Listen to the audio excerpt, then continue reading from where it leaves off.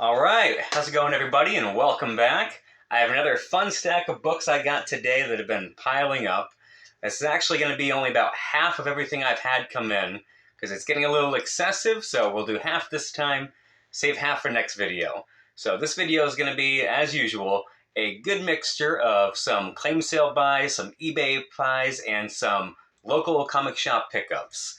It's going to be back to that fun DC Silver Age across multiple titles, as well as just a couple recent, let's say, variant cover and stories I'm currently reading pickups that I didn't want to actually get back into it, but one of these covers I just had to.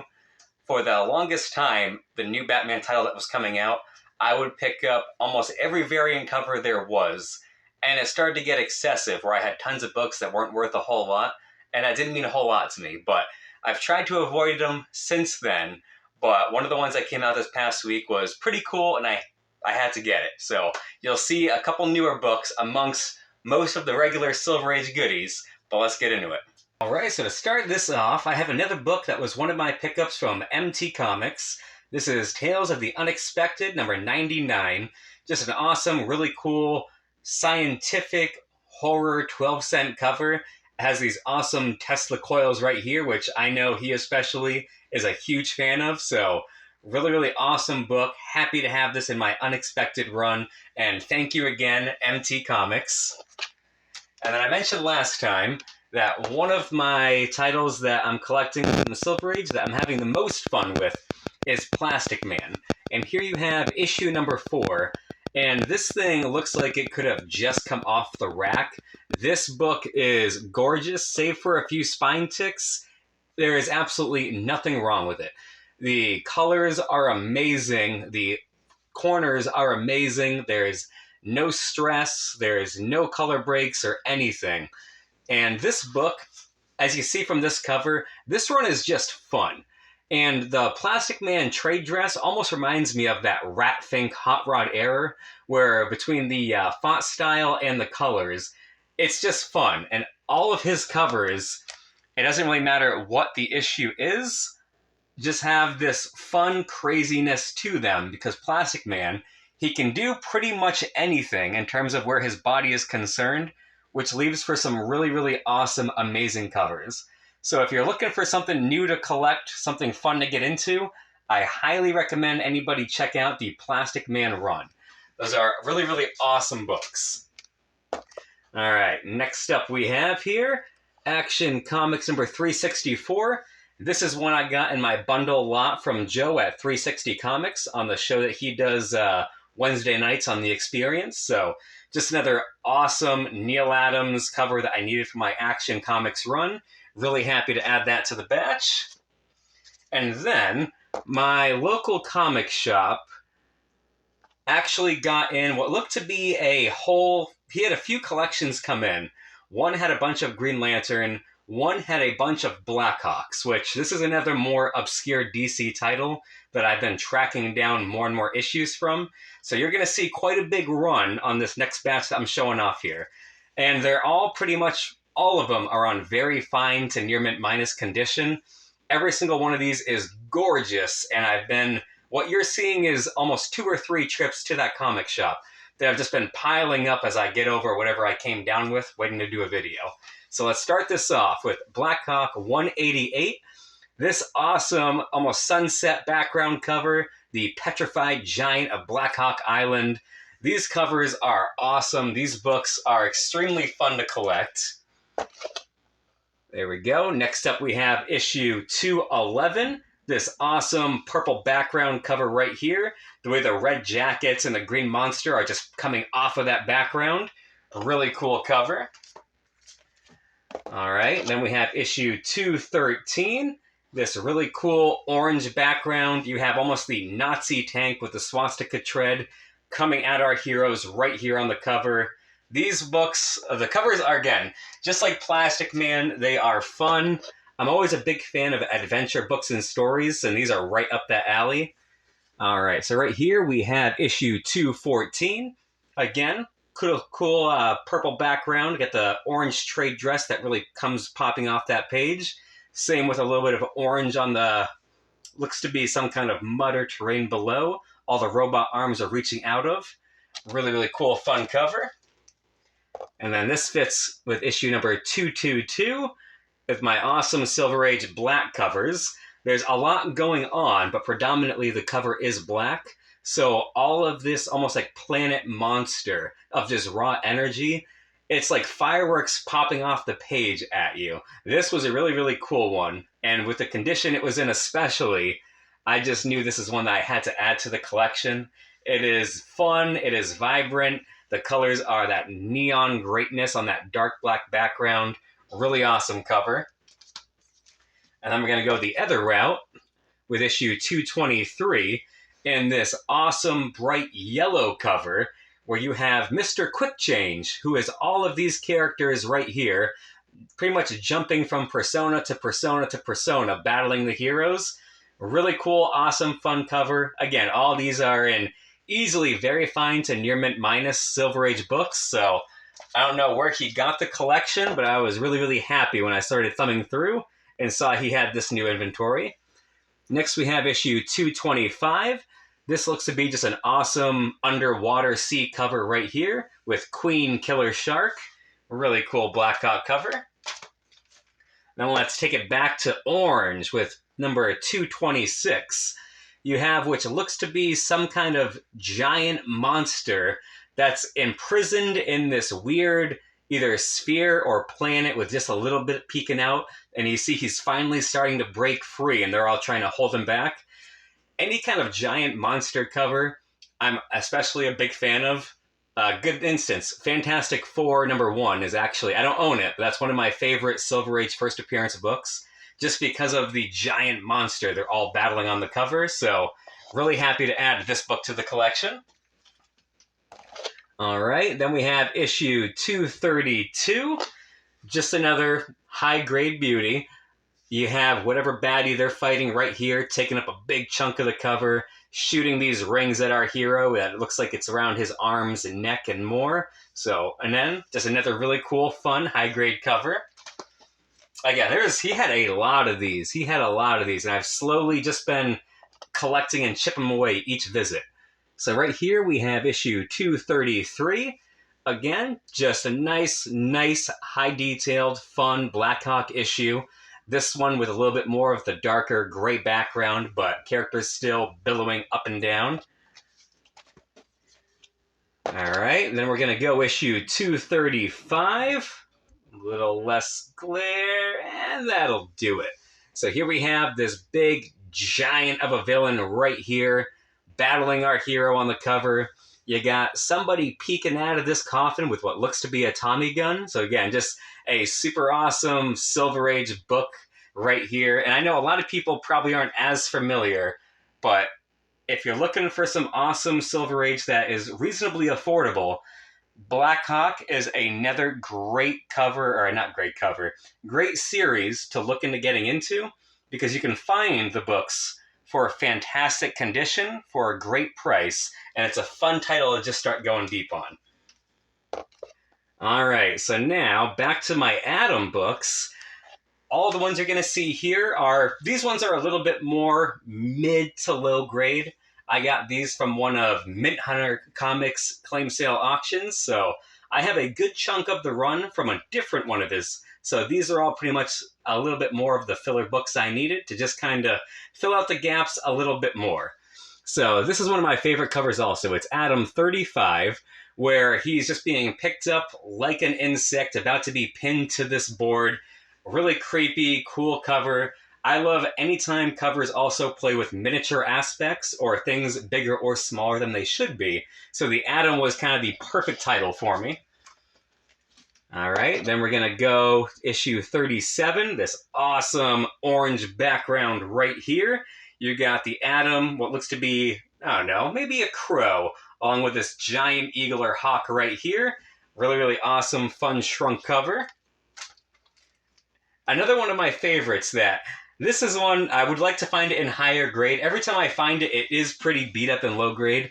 This one, the spine has a lot going on. There is 5 cents written right across the middle of it, but this is issue 14. And this one I just love because he's shrunk down to his size and his suit is battling him. And you have that flashlight and the matchbox that's kind of giving that perspective of just how small he is. And this cover just always I thought was really cool and fun of him battling his suit. And I'd love to get a nice higher grade copy of that one. All right, then we have issue 21.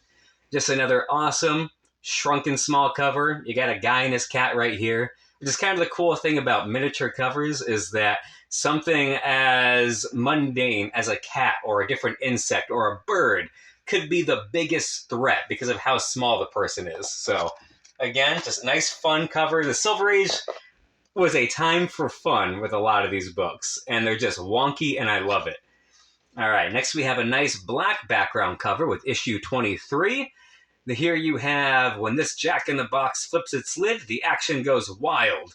An atomic power blast. Thief with the tricky toy. So again, just an awesome black background. Again, this one is a little bit more mid-grade. The black it's not as crisp as it could be. But you got that cool Jack-in-the-Box just going crazy right there. Really awesome, fun Atom cover. Again, these issues, I love the Atom. It's a series that I'm not actively, again, hunting down, but I am anytime I see them pop up, grabbing them.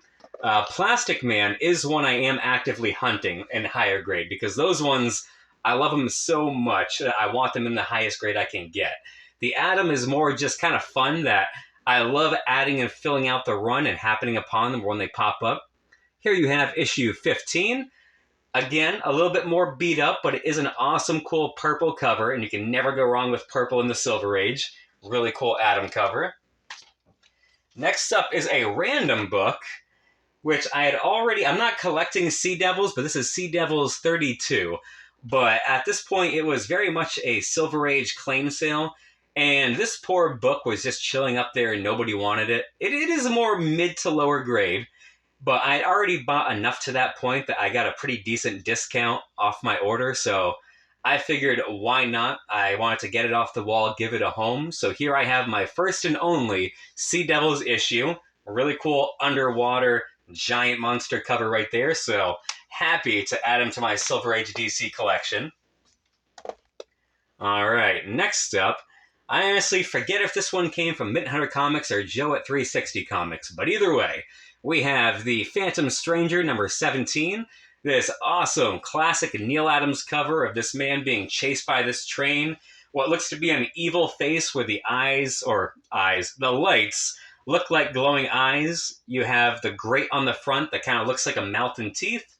And the fun thing about the Phantom Stranger covers is that for the most part, he's not on them. It's always just some shadow or silhouette of him on the cover. That it almost makes it a little fun where while most of them are obvious, maybe sometimes it is not, and looking for where he is on the cover or how they work it in is just a fun little thing. But Phantom Stranger run is another one that I'm not actively collecting, but anytime they come up for the covers I like, I am snagging. So I do have a small little Phantom Strangers run going currently, and that is just another great Neal Adams. All right, take it back to the Silver Age though, and there we go. This is Metamorpho, the Element Man, number 5. This is another run that I originally was looking into getting, but with the announcement news that they were going to be using him, a lot of his stuff kind of went up more than it was, so I backed off. It looks like everything's cooling down a bit, and I already have his first appearance, so luckily I didn't have to get that after the news. But just like Plastic Man, Metamorpho's covers are some of the most fun I've seen in terms of their use of colors, their use of paneling, and word bubbles, so you have the comic right on the cover, and the wonky things that his body can do, much like Plastic Man, leave for some of the most fun, interesting covers in the Silver Age. So these are more that I'm actively trying to hunt down and complete the run, because it also, I don't think, goes to a crazy amount of issues, so it's a fun, small goal to get yourself. So this is another good example of an awesome, fun... You got the 2 Metamorphos. You got... And see, now that I'm thinking of it, I can't remember his name right now. But bad guy right here. I think it's Stag, but don't quote me. So these covers are really fun for anybody that's looking, again, into getting into something new. that's just a little bit more lighthearted, a little bit more just awesome, awesome right there. See that? Look at that. Both of the metamorphos, the expression on that face. These books are great. So if you don't know what to collect next and you want to dip your toes into some DC Silver Age, highly recommend that. All right, and now we have Hawk and Dove #1. This is one that I did get from Mint Hunter Comics right here. And this one, I don't think I'm going to collect the whole series because I do have their first appearances already. But I am looking to get at least the covers I love out of this run, and having issue 1 was just that next step. Because, again, I love the perspective play, the detailing, the shadow work they do on these covers. They're just really cool, also Silver Age books. All right, now let's take it back a little bit with Brave and the Bold, #55. This awesome Metal Men and the Atom cover right here. So this fits into both of the things I was just talking about, where you have the Atom that kind of has that shrink play in effect, but the Metal Men, who can also kind of morph their bodies to what the situation may call for, also leaves for some fun, awesome, cool covers. So this is just one more in my Brave and the Bold run. All right, this is a book I actually just picked up today, also from my local comic shop. House of Secrets 109. This awesome, awesome green trade dress Nick Cardy cover, which you're going to see a lot of him coming up with the Teen Titans I've been waiting to show off. So this is an awesome horror, monster, and Nick Cardy goodness. It's all of those awesome things you want to see. And the fact that it has that black trade dress with the green popping off of it, it is, again, one of the more ideal and eye-pleasing trade dresses that they've done that works perfect with Nick Cardy's coloring and style. So, really awesome horror book right here. All right, the one Marvel book I got, which this one I've got, I believe, from Mr. Daniel Castro over on Strictly Comics Auctions. He's one that I've been snagging one or two of these from here or there on his show because he always has super great prices. And his shipping is also extremely fast. So, really happy to add the Incredible Hulk 118 to my Hulk run. Really awesome Submariner cover. You got the damsel in the red dress right on bottom. That one Marvel book that happened to sneak in this week. Really cool to have it. But now, the books that I've been most excited to show off with you guys that are new to me. I recently have been dipping my toes into the Teen Titans Silver Age run, and they have some of the best covers that I have seen in the Silver Age. Plastic Man is really, really fun. Metamorpho is really, really fun. Teen Titans is another one that... This is issue number 13, and the issues I have that I'm going to be showing off are all amazing Nick Cardy covers. In this one, you have a Christmas happening. You have this giant Christmas tree.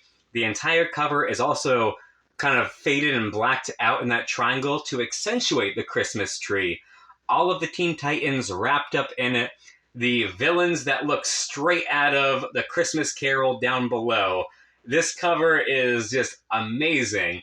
It is going to be one of my favorite ones to bust out if I ever do holiday-themed videos when they come around again. But these Teen Titans covers I had been sleeping on, so I can only imagine. I'm sure some people know of them and are already way ahead of the curve.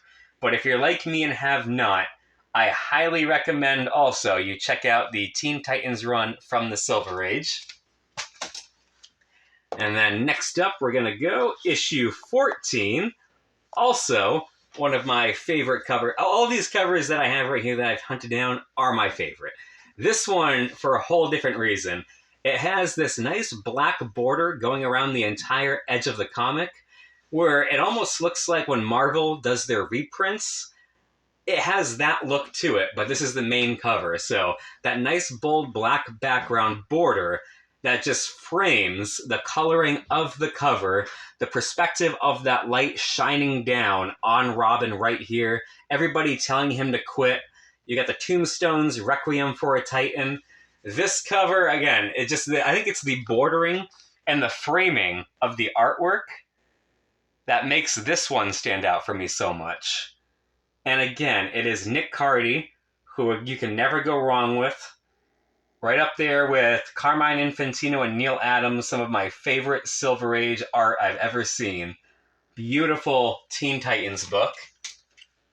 And then this next issue, which is number 16, kind of goes back to what I was saying with the shrinking down and size play, where you have this giant book right here that I believe this is the first appearance. I forget what they're called, but whatever these aliens of Dimension X, I believe it is. Could be wrong, but everybody shrunk down so that they're running around hiding in this book. And it is, again, just another awesome, fun Nick Cardy perspective shrink cover play that I just can't believe I had not seen any of these covers until recently, because every single one of them is just a banger that I'm happy to add to the collection. You can see the names of the artists involved and writers down below right there. Just another amazing, awesome, fun book.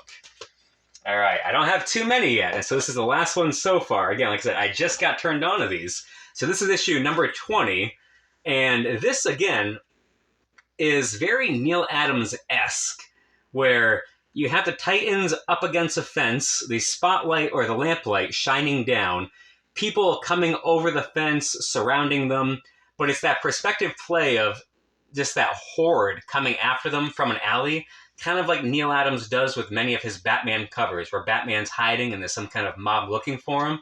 So, and this one almost gives me Assault on Precinct 13 vibes, with just the Titans against this sheer number of people. So again, these Nick Cardy covers, they are absolutely amazing. And I do know that he had a pretty spectacular run on Aquaman in the Silver Age, and I am looking to snag some of his Aquaman covers as well. But for now, I'm really zoning in on the Teen Titans because these books, every single one of them, he just knocked it out of the park. He had an assignment, he knew what to do, and he aced that brief. Awesome, awesome title. All right, more books I just got today, actually, from my local comic store. This is Beware the Creeper, issue number 2. This is another run that I'm actively trying to complete because it's not too many issues. And as I mentioned before, I have his first appearance, and he is one of my favorite, more fun, obscure DC characters. He's just always a fun, good time, and he just pops on that cover. So really awesome, purple background, yellow creeper just comes right off of it. All right, and then the only other one I picked up from that run is issue number 5. Again, just the dark background. He's trapped in the sewer system, and you get just the flash of lightning out of the grate. Villain right there, water flooding down. The way his trade dress is kind of neon, along with himself popping off the pages. Another awesome, fun series if you're looking for something that is fun, a little different, and not too many issues. And you can get reasonably high grade for decent prices. Beware the Creeper is another awesome, fun title. All right, now we're going to go a little bit more to the modern stuff. So this book, and I'm honestly not even sure, I think it is the variant cover for Batman 142, which typically for modern books, I'm only reading 1 or 2 titles. I will dip into some of the DC Black Label issues, but other than that, for main run, it's really just Batman. And I don't do variant covers anymore because I spent way too much money and they took up way too much space. This one, however, got me because it is a play on that classic The Killing Joke with this foil cover where it's that Joker when he first really is the Joker. And it's just that turn of his head. He's going absolutely crazy, falling into madness. You got the ha-ha-has taking up the entire look with him. It's just that very Boland-esque, just awesomeness that gave everything in the Killing Joke that made it iconic to this day on this cover. So this is one of the few times that the variant cover got me, and I had to double dip into it. So there we have it. A little ashamed, but not really. And then what I believe is the main cover, if that is indeed what that variant cover is, Batman 142, just the next issue in the current run I'm reading. This is starting the story The Joker, Year 1, Part 1. It's a pretty interesting read. They're trying to tie in Killing Joke, Year 1 with the 3 Jokers stuff. I don't know if it's going to pan out, but I will stick with it until the end and judge it fairly. All right, next up, we just have some more classic Batman that isn't really old or anything, but it is iconic that I haven't added to my collection yet. So we have Batman 700 with this amazing David Finch cover. Really, really awesome portrayal of Batman there. I always love all of his covers and poses. He knows the character of Batman really well. Next up, we have this classic Alex Ross cover with Batman 686. Alfred just holding the cowl, looking down. This is one of my favorite covers in the modern comics for Batman. It's iconic. That's all I can say is it is iconic. Alfred with the cowl, nothing but that black background. Beautiful book. And these are more that I got from Joe at 360 Comics. A little bit more modern than I usually get. But like I said, I had holes that must be filled. And now we have Batman Detective Comics 853. And the book I just showed was Whatever Happened to the Cape Crusader Part 1. This is Part 2. Again, just another awesome classic cover in the run right here. This one by Andy Kubert after Bob Kane. So really, really happy to finally have these in my Batman collection. After hunting down so much Silver Age, sometimes I ignore some of the more modern, awesome books as well. But that'll be it for today, folks. We'll save the next half for the next video. Alright, so there we go, everybody. Just another really awesome little haul across many, many fun titles.